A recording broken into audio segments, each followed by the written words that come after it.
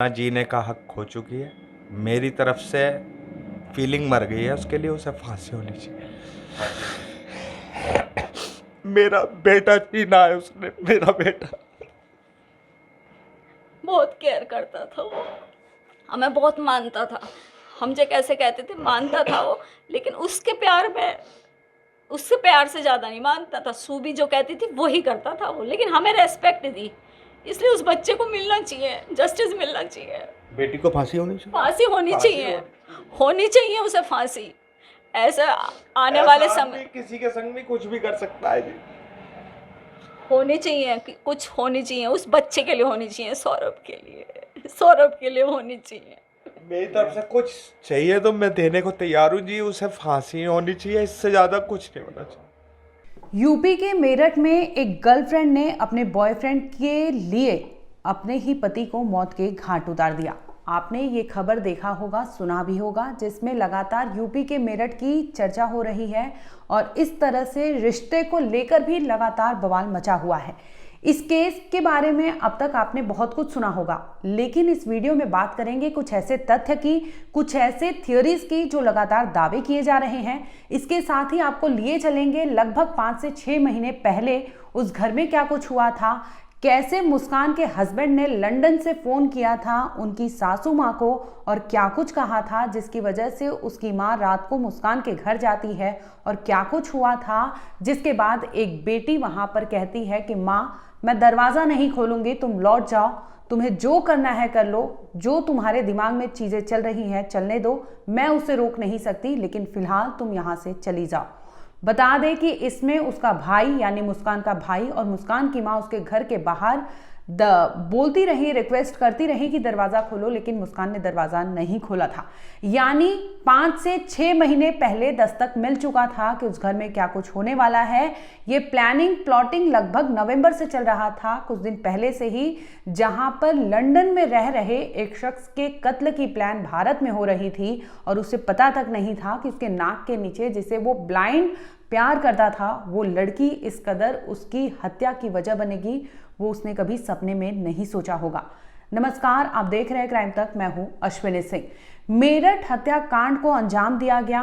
बता दें कि इस हत्याकांड को तो 4 मार्च को अंजाम दिया गया था, लेकिन हत्याकांड का जब खुलासा होता है काफ़ी देर हो जाती है। यानी आपको बता दें कि लब्बो लबाब अगर बताएं तो 15 दिन से ज़्यादा की देरी होती है, जिसके बाद ये कांड सामने आता है और कई ऐसी थियरीज सामने आती है जो अपने आप में सोचने पर लोगों को मजबूर कर देती है कि हम किस सोसाइटी में रह रहे हैं, हम किस सोसाइटी के पात्र हैं जहां पर ऐसे शख्स हमारे अगल बगल हैं लेकिन हमें भनक तक नहीं होती।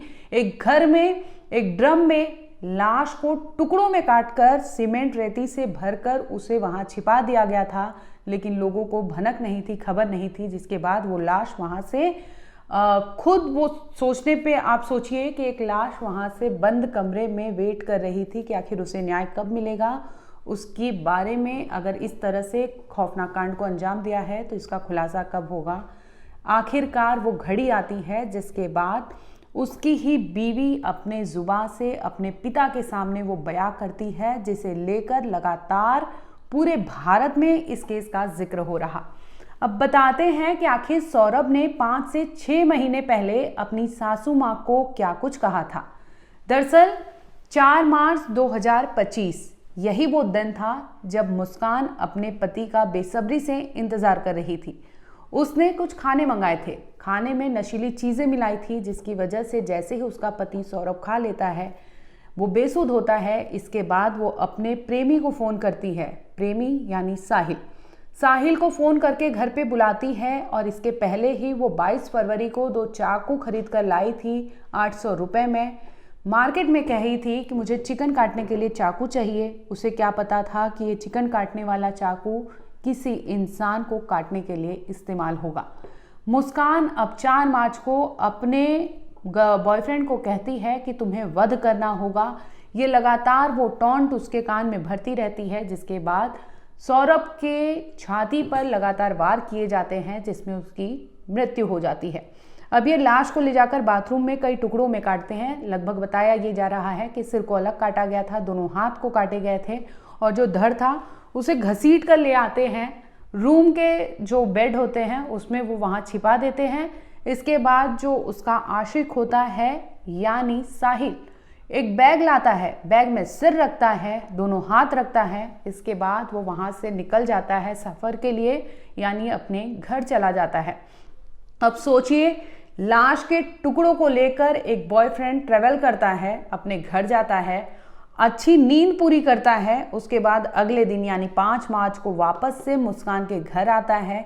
इस दरमियान मुस्कान को वो बताता है कि कैसे बॉडी को छिपाना है। एक एक प्लानिंग इतनी बारीकी से की गई थी कि किसी को कोई भनक नहीं लगती। बता दें कि पड़ोसियों का ऐसा कहना था कि मुस्कान अपनी बेटी के साथ उस घर में रहती थी। एक चोटी वाला इंसान वहां आया जाया करता था। ये चोटी वाला कोई और नहीं, साहिल ही था, जिसका आना जाना मुस्कान के घर में लगातार रहता था।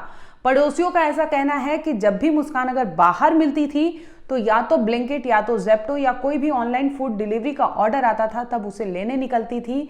अदरवाइज मुस्कान किसी भी सूरत में बाहर नहीं दिखती थी, ना ही उसकी बच्ची दिखती थी। ये तमाम खबरें आपने सुनी होगी, लेकिन अब बताते हैं कि मुस्कान का जो हस्बैंड था यानी सौरभ, लंदन में रहकर उसने 5 महीने पहले अपनी सासू माँ से फोन पर क्या कुछ कहा था, जिसके बाद सासू माँ ने अगले ही दिन कहा था कि सौरभ, तुम मियाँ बीवी के झगड़े में हमें मत घसीटा करो, तुम एक हो जाते हो, लेकिन हम जैसे लोगों को चक्कर कटवा के, हमारी बेइज्जती करवा के हमें खुद अच्छा नहीं लगता। ये तमाम चीज़ें वो महिला कहती है। बता दें कि सौरभ लंदन में रहता था, कामकाज वहाँ करता था, बेकरी की दुकान में काम किया करता था। परिजन का ऐसा कहना है कि सौरभ ने घर से भागकर शादी की थी। सौरभ राजपूत था और वो मुस्कान रस्तोगी से प्यार में पड़ जाता है, जिसके बाद साल 2016 में घर से भागकर शादी की थी। दोनों ही फैमिली राजी नहीं थे, लेकिन बावजूद इसके मुस्कान अपने घर से भागती है जब उसके पिता सोए रहते हैं। दूसरी ओर उसका जो लवर होता है यानी सौरभ अपने घर से भागता है और ये लोग यूपी के मेरठ में आकर किराए के मकान में रहते हैं शादी रचाने के बाद से। इस दरमियान साल 2019 में दोनों की एक बेटी होती है, और लेकिन इन दोनों के रिश्ते में लगातार खटास आती रहती है। यही वजह होती है कि ये खटास इतनी बढ़ जाती है कि एक और लंदन में उसका हस्बैंड होता है तो दूसरी ओर भारत में उसका एक फेलो फ्रेंड होता है, यानी 8वीं क्लास में पढ़ने वाला जो साहिल था, उसे पहले से वो जानती थी, साहिल शुक्ला, उसके कांटेक्ट में आती है। कांटेक्ट में आने के बाद उनसे अफेयर हो जाता है, जिसकी वजह से जो मुस्कान के परिवार वाले हैं उनका कहना था कि उनकी बच्ची साहिल के कांटेक्ट में आने के बाद से लगातार बिगड़ते गई और इस कदर इनका ये अफेयर शुरू होता है कि इनके घर में दारू से लेकर चाहे वो ड्रग्स हो, चाहे को कई ऐसी चीज़ों का जिक्र उनके परिवार वालों ने किया है कि ये बेटी गलत संगत में पड़ गई थी और गलत चीज़ों की आदत उसको हो गई थी, जिसकी वजह से उसने कहा अपने पिता को कि वो नशे के बिना नहीं रह सकती, लेकिन अपने हस्बैंड सौरभ के बिना ज़रूर रह सकती है। और दूसरी ओर उसने कहा कि साहिल के बिना उसकी ज़िंदगी उसे गवारा नहीं लगती, इस वजह से उसने साहिल को चुना बजाय अपने पति सौरभ को। दामाद को इंसाफ मिलना चाहिए जी, और ये लड़की मतलब समाज में रहने लायक नहीं है और इसने अब जीने का हक भी खो दिया, इसे फांसी होनी चाहिए। अपनी बेटी के लिए फांसी, जिसे आप इतना प्यार करते थे। अब नहीं करता, उसे फांसी होनी चाहिए, मेरे बच्चे को इंसाफ मिले।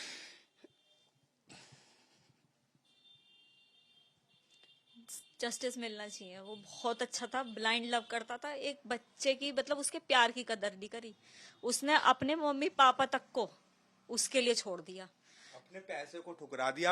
इन पे करोड़ों की प्रॉपर्टी है, कैश भी है, सब कुछ है, उसने उसे ठुकरा के इसके संग में परेशानियां झेली हैं। उस परेशानियों को मैंने देखा है, थोड़ा बहुत मैंने सहयोग करा है, पर ये नहीं समझ पाई उसके प्यार को।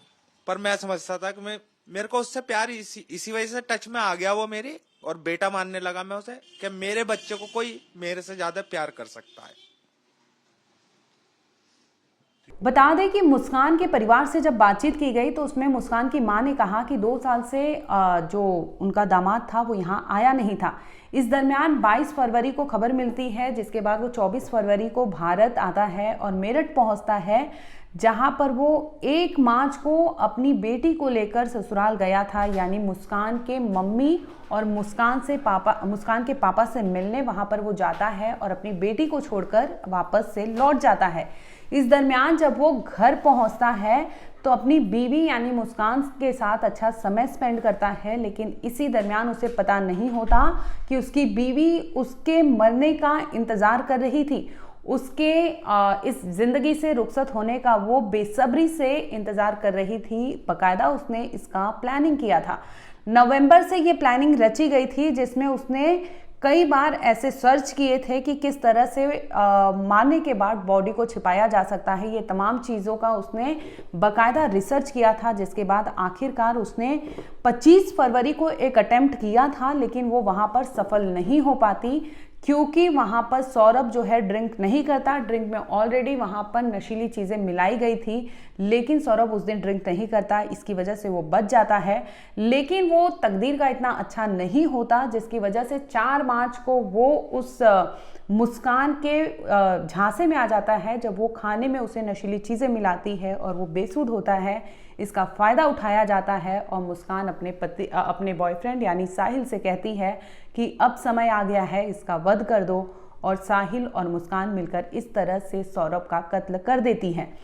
क्योंकि वो लंदन में रह के, उनके फोन में भी सब डिटेल्स मिल जाएंगी, लंदन में रह के इस पे पूरी नजर रखते थे अपने फ्रेंडों द्वारा। अच्छा, अपने दोस्तों के द्वारा। हाँ, इस पर नजर रखते थे। एक बार उन्हें सब कुछ शक हुआ होगा तो इसे फोन करके कह रहे हैं कि तुम रूम पर जाओ उसके, मुझे ठीक नहीं लग रहा। तो उस लड़की ने रूम नहीं खोला था। अच्छा, घर नहीं खोला था, अपना रूम का दरवाजा नहीं खोला, हमें अंदर नहीं लिया। अच्छा, आपको अंदर। ये कब की बात है? तारीख तो याद नहीं। मतलब कितना समय हो गया? 5-6 महीने पहले। 5-6 महीने पहले की बात। तो जब उन्होंने रात को मुझे फोन करा, मैं और मेरा बेटा गया, तो हमने लैंडलॉर्ड ने मेन दरवाजे तो खोल दिए, लेकिन उसने रूम के दरवाजे नहीं खोले कि मम्मी ये जरूरत से अंदर से आवाज आई, मम्मी ये मुझ पे जरूरत से ज्यादा शक करते हैं, आपको भी करना है करो, लेकिन मैं ऐसे नहीं शो करने की कि हाँ मैं गलत हूँ। अब आपको विश्वास करना है तो करो और उन्हें करना है तो करो। लेकिन अगले दिन वो दोनों नॉर्मल, मैं बुरी बन गई। सौरभ और शुभी नॉर्मल थे, आपस में बात कर रहे थे व्हाट्सएप पे। मेरा को गुस्सा इसलिए आया क्योंकि उनने मेरे लिए दरवाजे नहीं खोले, क्योंकि हमारा तो दिमाग में शक जाएगा ही। उसने मेरे लिए दरवाजे नहीं खोले और अगले दिन सौरभ और शुभी बात कर रहे थे। मैंने बल्कि सौरभ से ये कही फिर फोन पे, मैंने कहा सौरभ तुम दोनों एक हो जाते हो, पेरेंट्स को बुरा बनवा देते हो, अब मैं आप तुम्हारे कहने से नहीं जाने की हूँ, अब आप अपनी प्रॉब्लम्स खुद सॉल्व करना। अब बात करते हैं कि मुस्कान की मम्मी को 5 महीने पहले सौरभ ने फोन करके लंदन से क्या कुछ कहा था। दरअसल सौरभ ने अपनी सासू माँ को फोन किया, इस पर कहा कि माँ फौरन तुम अभी घर पर जाओ, यानी मुस्कान के यहाँ मिलने जाओ। माँ सोचती है कि ऐसे क्यों कह रहा, रात का समय था, लेकिन जैसे क्योंकि वो दामाद उनका अच्छा था, उन्हें पता था कि उनकी बेटी को वो ब्लाइंड प्यार करता था, जिसकी वजह से माँ बोलती है कि ठीक है मैं जाती हूँ, क्योंकि सौरभ का मुस्कान से कोई बातचीत नहीं हो पाया था। और यही वजह होती है कि सौरभ कहता है कि माँ वहाँ पर कुछ ठीक नहीं है, तुम फ़ौरन यहाँ से जाओ। अब माँ यहाँ पर अपने बेटे को लेती है और जाती है मुस्कान के घर पर। मुस्कान के घर पर वो नॉक करती है, मुस्कान को अंदर से खबर मिल जाती है कि उसकी माँ डोर पर है। इस पर मुस्कान दरवाज़ा नहीं खोलती। माँ बाहर से कहती है कि मुस्कान दरवाज़ा खोलो, मैं तुम्हारी माँ हूँ। इस पर अंदर से रिस्पॉन्स आता है कि माँ तुम यहाँ से चली जाओ, मुझे पता है तुम्हें यहाँ किसने भेजा है। यानी मुस्कान का साफ साफ कहना था कि उसके पति सौरभ ने उसे वहाँ भेजा था, यानी अपनी सासू माँ को, क्योंकि मुस्कान उससे अच्छे से बिहेव नहीं कर रही थी और उससे शक था कि वहाँ उस घर में कोई और था, यानी साहिल, क्योंकि साहिल के बारे में मुस्कान के पति को पता चल गया था, वो शक करता था और उसके जो डिवाइसेस थे यानी इलेक्ट्रॉनिक गैजेट्स जितना यूज़ करती थी उस पर वो कड़ी निगरानी रखता था, ऐसे परिवार का कहना है मुस्कान के।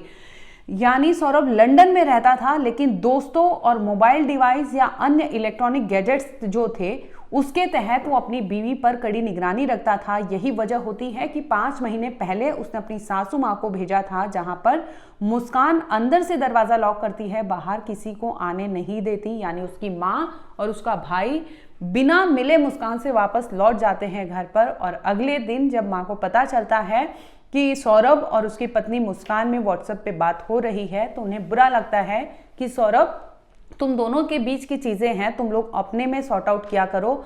इस तरह से हमें भगाते हो, इसके बाद बातचीत नहीं करती, हमें वहाँ बेइज्जती फील होता है। और आने के बाद पता चलता है कि तुम मियाँ बीवी एक हो जाते हो और हम यहाँ पर बीच में बकरी की तरह इस्तेमाल किए जाते हैं, जो कि अच्छा नहीं है। लाख वो समझाती है, जिसकी वजह से सौरभ बोलता है कि आगे ऐसा कुछ नहीं होगा।